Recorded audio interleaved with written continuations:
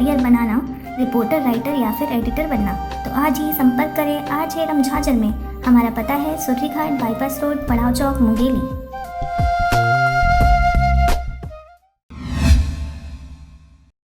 मुंगेली जिले की सरगांव पुलिस अपनी सक्रियता से मोबाइल चोर को पकड़ने में कामयाब हुई है।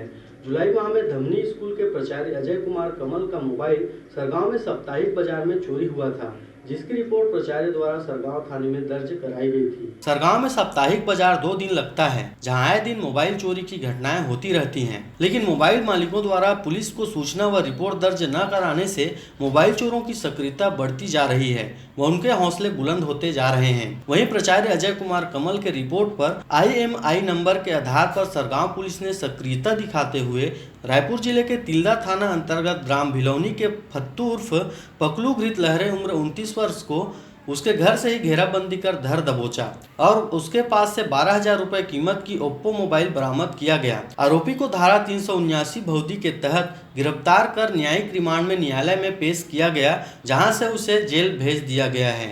सर, मोबाइल चोरी की घटना जो रिपोर्ट करा है, कहाँ का है वो?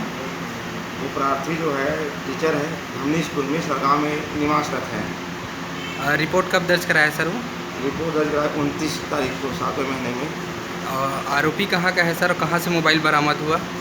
कहाँ का है आरोपी? आरोपी है भिलौनी गांव का, थाना तिल्दा पड़ता है, जिला रायपुर का है। आरोपी कैसे पकड़ा है सर?